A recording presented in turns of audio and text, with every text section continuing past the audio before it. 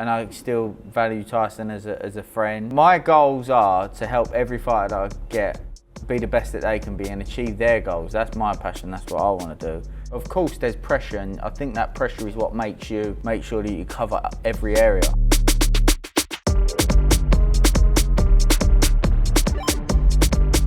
Delighted to be joined by Ben Davison here at his gym in Essex. Ben, busy few weeks coming up for you, starting, I guess, Josh Taylor, 26th of February. How are you feeling about that? Because Josh is laser focused on the task at hand, but we know what is to come if he is to get through this test. Yeah, of course. From my opinion and my eyes, that every fight for every fighter is a world title fight, because you can't afford to slip up. So the same dedication, same commitment goes into every lad that's got a fight coming up. It's an incredible journey that you're on personally. Where did it all start for you when it comes to boxing and training in particular? Obviously, my family previously had boxed, so got into it at a very young age. But my dad was very,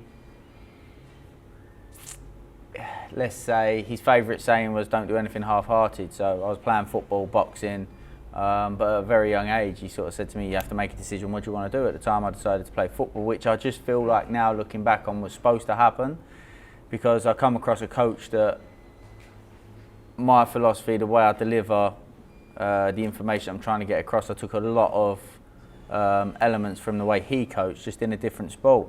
And then I didn't get a professional contract, was playing non-league football, wasn't enjoying it, went back to boxing. Had carried on in and out of the gym through that period. And very quickly, I was working with Billy Joe. He sort of said to me, I could just tell at a very early age that I could see things that other people couldn't see. I'd say, do this, and it would work, and people would be like, how did you know that? I couldn't explain it at that time. I was young, 18, 19. I couldn't explain it at that time, why or exactly what it was or how I could tell that. But Billy Joe could recognise that I could see something, and he said to me, would you like to work with us, and blah, blah, blah. So I started working with him, and then naturally it just progressed along that line. Was it easy to get respect at that age? Because I guess people would have seen, you know what you're talking about, but you've not done it like we have. But did you find difficulties in the early stages in that regard? Often not, maybe from other people that didn't know me, but like Billy Joe, I've always said he's extremely coachable, I just think that if you can explain it to a point where it's clear to see, it's not open for interpretation. I think that's the problem. I think a lot of boxing is, I think this, I think that, but there's not a lot of evidence-based, let's actually sit down and have a look, here's what happened. It's not open for interpretation, that's actually what happened.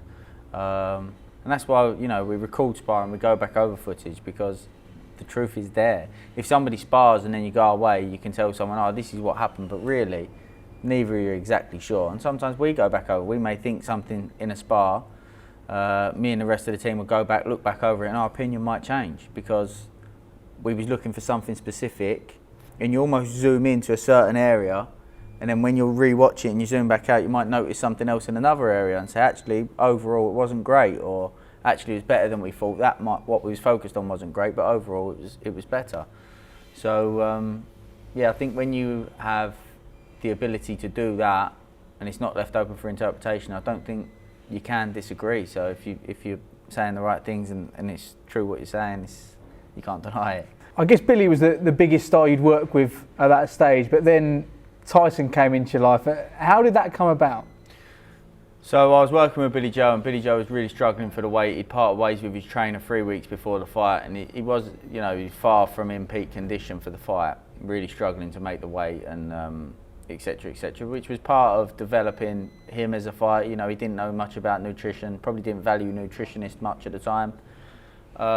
And Tyson was there, watched me working with Billy Joe, and just kept asking me questions at the time, and obviously he was massive at the time, and I thought, that was when I knew, he's still in love with boxing. Like, I remember he was wearing these clothes, he couldn't get any clothes that fitted him, so he was driving around Scotland trying to find a shop to find some clothes that could fit him.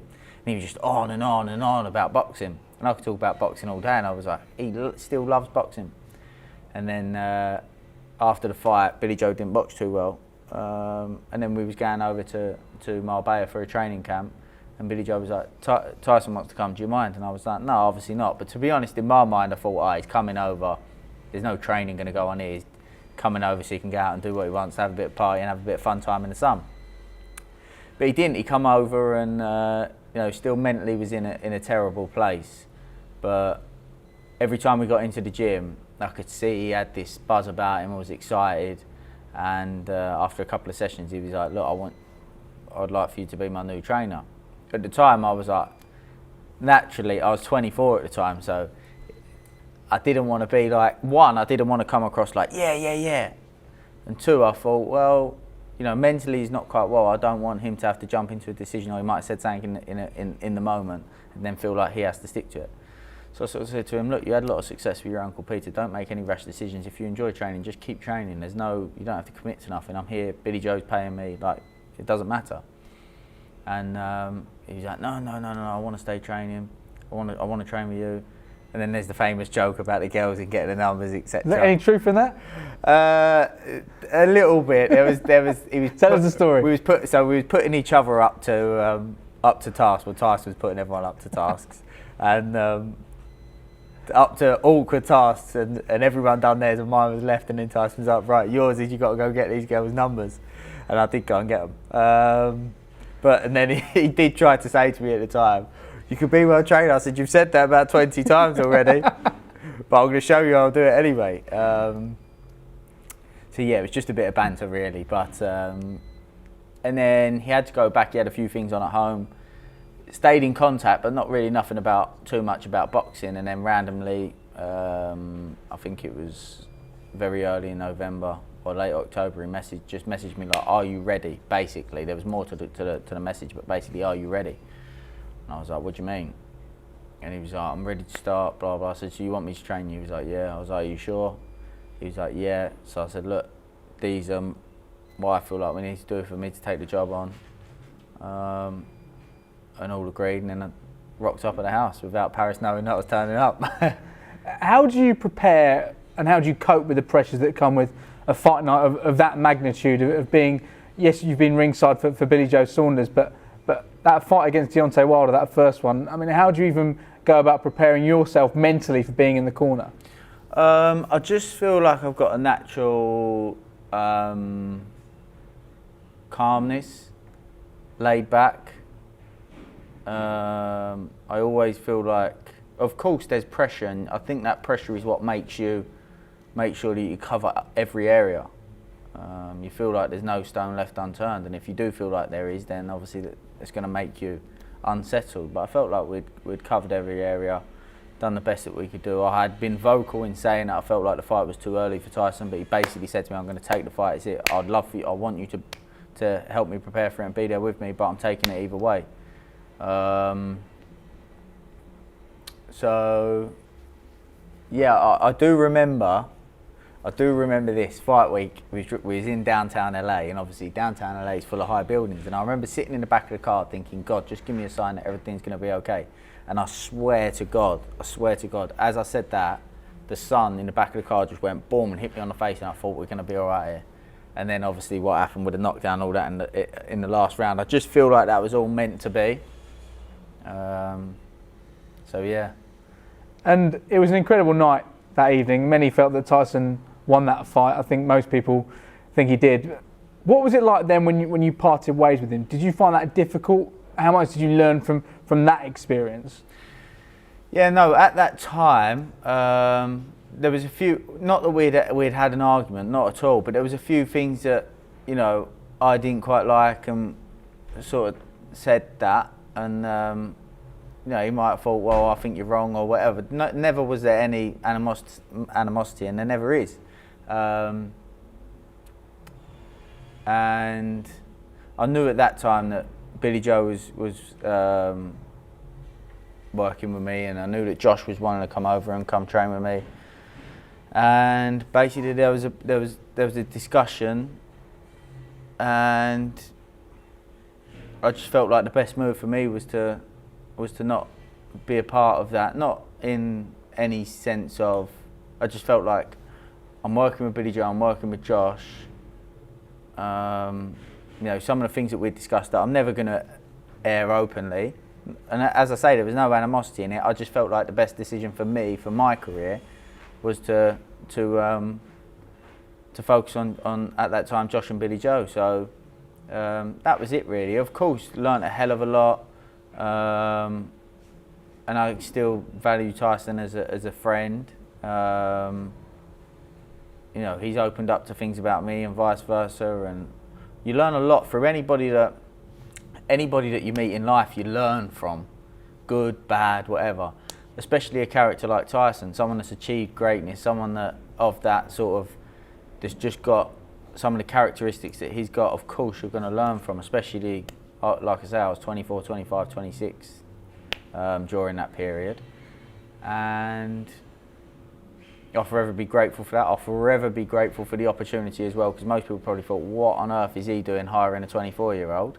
Did that bother you when you probably thought people were thinking that, or people were probably saying that to you? They was probably right. Like, what is he doing hiring a 24-year-old? Like, you would think the same. They don't know me. They've never seen me work in a gym. Like, I haven't got a clue. So they probably thought, well, what does he know? Which I fully understand. They're right to think that, but you know, gradually along the way, I like to think that I've proven that it was the right decision. We've certainly proven that. I mean, look at 2 successes in the last year or so. Josh Taylor becoming the undisputed champion, and then Lee Wood, who's got another huge fight coming up again in March, becoming a world champion. How do you continue to develop? What are you doing which is taking you on to a new level, which a lot of trainers in Britain aren't on at the moment? You said that, not me, because I'll get criticised for that. I think that we're very diligent. You know, I've set this place up out of my own money because I want to have the best facility that I can have for the boxers, so that there's no, oh, I didn't have this, oh, I didn't have that. I look at other sports and want to try and match what they've got. And then obviously we've got Barry Smith, Lee Wiley. So even if when the lads come back in, they're still getting quality work, if we're focused on, or I'm focused on another fighter in another period of time, they're still getting quality work. Or as I was saying earlier, we can go back over their footage, back over their fight, back over their sparring. Even recording some of the sessions that we're doing that aren't sparring, technical pad work or shadow boxing.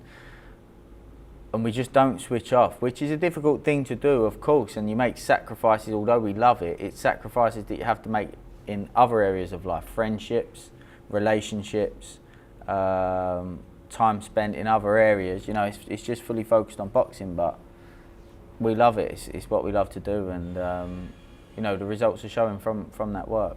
Are there any personal ambitions that you have in this sport? Is it difficult to have your own personal ambitions as a trainer? What do you want to achieve? My goals are to help every fighter that I get or work with be the best that they can be and achieve their goals. That's my passion. That's what I want to do. And obviously, eventually, if you're not in something to want to be the best, then you've not got that work ethic. So of course, I want to leave eventually one day, and people go, "That was the best boxing coach that's been in history." Which again, is probably a quote that I'm going to get criticised for. But I think you have to have that, to work hard and to have that mentality and want to be the best. And it's the same as a fighter, the same as any job that somebody's in. You've got to have that mentality of, I want to be the absolute best I can be, to maximise your potential, and therefore that will maximise the boxer I'm working with potential.